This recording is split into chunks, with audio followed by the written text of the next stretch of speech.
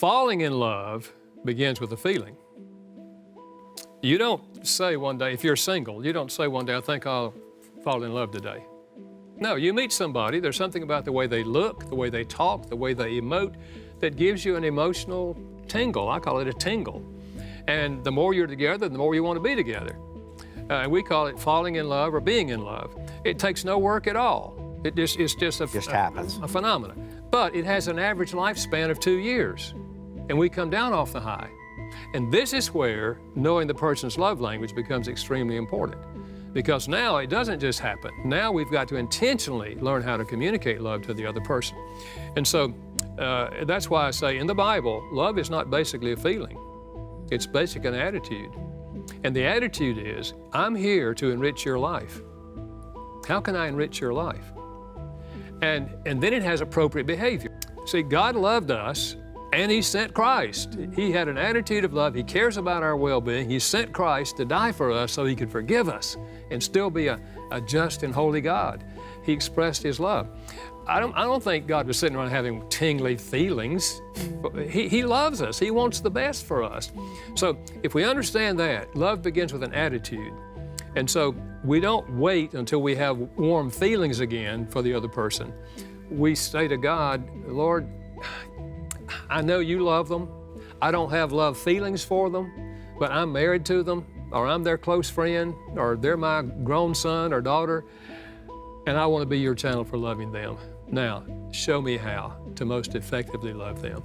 And you move out with behavior based on your attitude. Then when you connect with them and they feel loved by you, they're far more likely to begin to reciprocate. And the feelings come back. Yeah, the feelings are important. We are emotional creatures, okay? God is emotional as well. You just read about God, you see all the emotions in God. We're emotional creatures, but love itself doesn't begin with the emotion. The attitude and the behavior stimulates the emotion. Words you speak have to be sincere. Otherwise, we pick up on insincerity. So I think the words have to be sincere. And you can speak the words, you can also write the words. I guess you could sing the words. But for words people, the words are important. Why we have difficulty. If our number 5, the one that's least important to us, is our spouse's number 1, we will have difficulty understanding. Why would that mean so much to you? Yeah. You know? And that's why it's a learning curve. You have to learn how to do that. I remember a man who said to me, Dr. Chapman, my wife's love language is words of affirmation. I don't know how to say things. I can't say things like that to my wife. He said, I never heard words of affirmation growing up, and I don't know how to do that. I said, well, let me ask you this. Tell me 3 things you appreciate about your wife. He thought a minute and he said, well, she's a good cook, she's a good mother, and she's a good school teacher. I said, okay. So I just took a sheet of paper and I wrote out 1 sentence on each one of those. Like, for example, on the cooking. Say, honey, I haven't told you this, maybe ever, but I really appreciate all the meals you fixed for us. And I just wrote out 1 sentence. I said, go home and stand in front of a mirror and read these out loud to yourself. Twice a day this week, and come back. He came back. I said, now can you say those 3 sentences without looking at your notes? He did. He stumbled a little bit, but he said them. I said, okay, here's your assignment. You just go home and say one of those the next 3 weeks, 1 each week. You just pick the time of the day and you just say one of them each week. You come back. He came back. I said, did you do it? He said, yeah. He said, Doc Chapman, he said, when I got to the 3rd one, my wife said, what's going on with you? I've never heard you give me so many compliments. And he said, I just told her, well, honey, I'm really trying to learn how to let you know how much I appreciate you. One of the main things we regulate ourselves on is between stability and change, between chaos and rigidity, between the past and the future.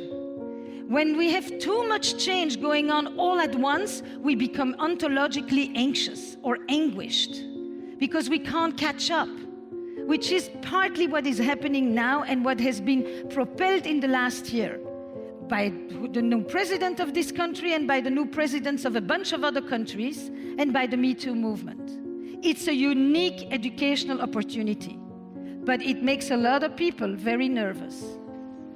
One of the consequences that I think is really essential is that how many of you would say you have 1,000 virtual friends, 500 virtual friends, 200 virtual friends? And how many of you have had to wonder who can you ask to feed your cat? And who's going to actually bring the birthday cake? Not because you don't have friends, but because they're spread all over the globe and they're not near you. And a text is going to let you know that they're around, but they're not around to celebrate with you. It's not the same. So this is one of the big shifts. There's another thing that I think is really essential, and that mirrors what happens at home and at work. Home used to be basically a pragmatic institution and a production economy for a long time. We needed children because we needed to be more productive. They were an economic asset. Today they're an economic drain. We needed to have 10 of them because 6 only would survive.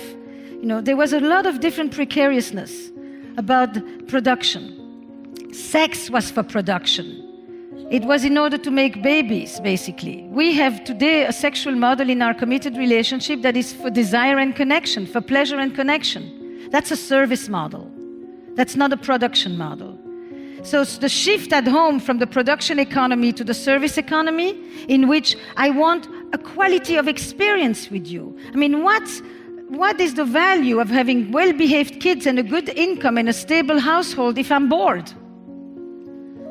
This is where we're going. I want a qualitative experience with you. I want that experience to elevate me. That's the whole self-actualization thing. The same thing is happening at work. In our world of brand promiscuity, it's all about the quality of experience, because otherwise, literally, all shoes are the same, and the cars and everything else. So this idea that what you're going to capture is the quality of my experience.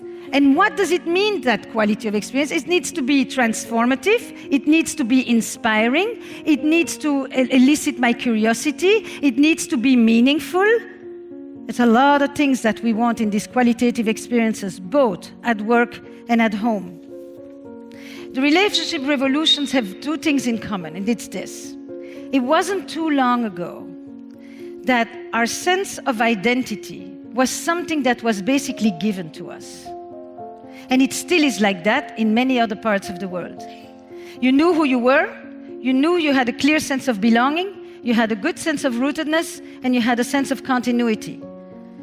Your rules were clear, so you knew what was expected. Parents knew how to talk to their kids, husbands knew how to talk to their wives, wives knew what not to say to their husbands. It was rules, it was duty, it was obligation, it was clarity, it was certainty, and all the big decisions were made for us. Which meant that you were rarely alone, but you also were barely free.